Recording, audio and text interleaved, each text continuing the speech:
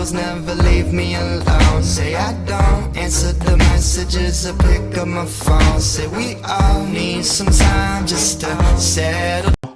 1 in every 5 Africans is a Nigerian by nationality. And I described it as the African heat.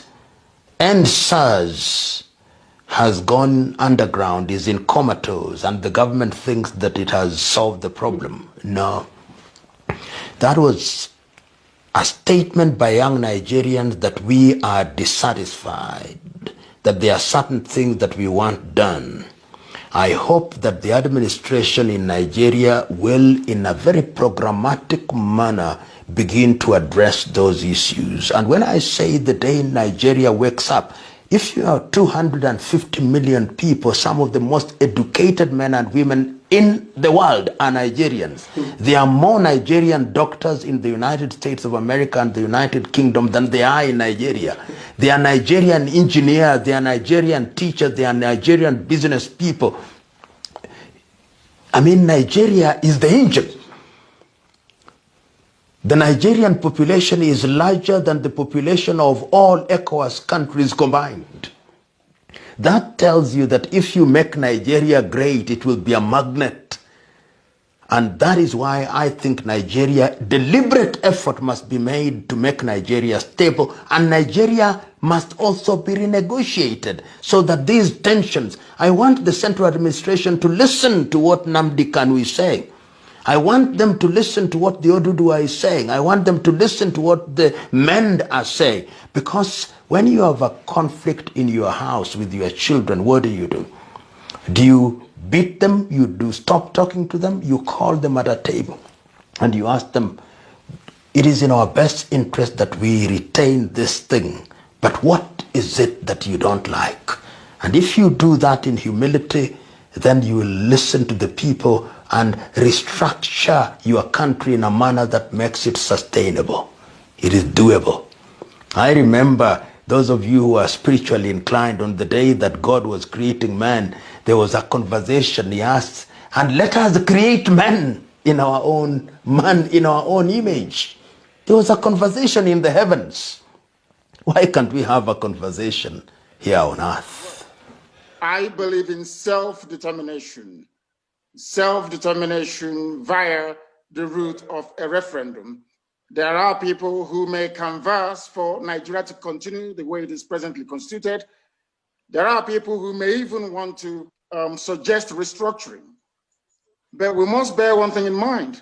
The same people that rejected restructuring in 1967 and 1968 are the same protagonists who are today still rejecting restructuring, by which I mean the British government and the Fulani Janjaweed Caliphate. They do not want it, they cannot grant it, because they think it will be detrimental to their survival or to their hegemonic tendencies within Nigeria. Therefore, I will recommend, or I will suggest personally, that people are entitled to hold whatever view they feel they are comfortable with. But for us, it is self-determination via referendum. And I do hope and pray that, who knows, one day our children may vote to have Oduduwa and the Biafra nation, one as a southern, whatever they may call it, I'm sure it's not going to be Nigeria, and to decide to run their lives the way they see fit. Restructuring cannot work because Nigeria has very faulty and shaky foundations. It cannot work because there are competing and divergent value systems. It cannot work unless we are deceiving ourselves. The borders are open in the north. They close semi-border, but the borders in the north are open for all manner of very desperate and evil people to troop into the country, to rape, to massacre, to pillage. No one is talking about it. You're talking about disparity in terms of our concept, our understanding of how a society is supposed to function. I'm absolutely flabbergasted that some people that I have regard for in terms of the intellect can come on this platform and be debating how to keep Nigeria, all the inbuilt anomalies in place. You can't go to beg Fulani for restructuring. They won't give it to you. You have to prize it away from them. That's what Ganadam is talking about. You need to take it away from them. They're not going to sit down and say, oh, come and take it. Ojuku went for restructuring and they said no. What makes anybody in their right senses think they can give it to you now, unless you have a very equitable leverage to wield? Once you do not have that leverage, you cannot get restructuring. And that leverage is self-determination. Without it, you cannot get anything. It's high time to understand this, I'm absolutely shocked. Look at what's happening in Obibo. You want me to be in a country where a madman like Wike can get up in the morning and decide to slaughter people. And the slaughter is going, even right now, this very minute, people are being killed in Obibo. And you want us to somehow subscribe to this useless, corrupt entity called Nigeria. Who created Nigeria in the first place? Who created Nigeria? Let me ask you. Who did? Did any of these people now talking today? Do you have any input as to where Nigeria is supposed to be? What is wrong with self-determination? What is wrong with referendum? In Britain, you have an autonomous Scotland, you have autonomous Wales, you have autonomous Northern Ireland, you have autonomous England. What is wrong with that, for goodness sake? Sometimes I'm shocked the way we reason in Africa. It is absolutely shocking. What is it? What is the incentive for anybody to subscribe to One Nigeria? I ask. There is absolutely none, none whatsoever. You are in a country where you have a people who they have this sense of entitlement. We have to determine what happens. You go to NNPC, it's only Fulani people there. You go to customs, only Fulani people there. You go to immigration, only Fulani there. You go to the army, the high echelon, it's only Fulani there. Air Force, Navy, oh, come on, for goodness sake. Let's stop deceiving ourselves. Nigeria is unworkable. Not today, not tomorrow, not ever. I am not for restructuring. I am for the outright breakage of Nigeria, the same way we were before the white man came. And I make no apologies about that in any way, shape, or form. Now, there are people who may want to, for reasons of nostalgia or kind of hankering back to the past, they saw 1960, people were out on the streets, they were dancing, they were making merry, there were high hopes for Nigeria. I mean, I can excuse them, but the reality today is that you have Fulani, a very virulent and dangerous Fulani Janjaweedism on the march.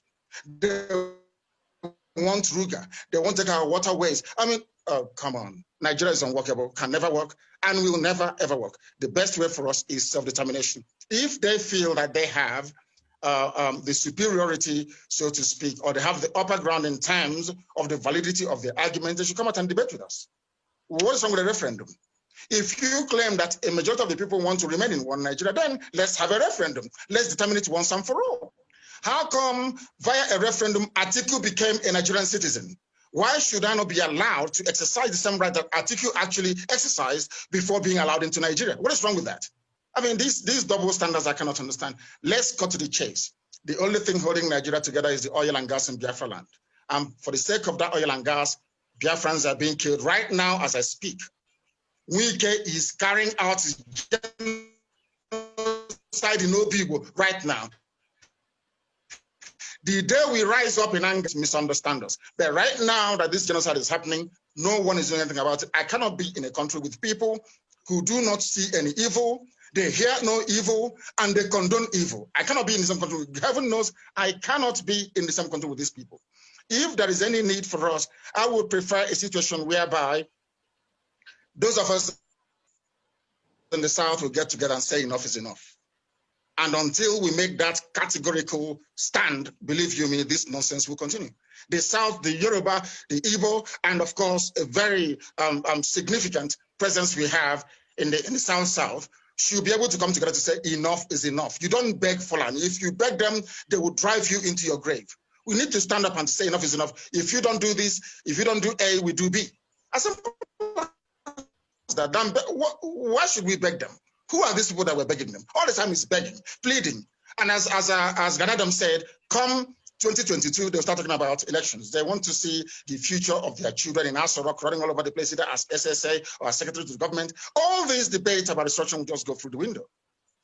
But our consistency over the years has proven time and time again that self-determination is the way to go.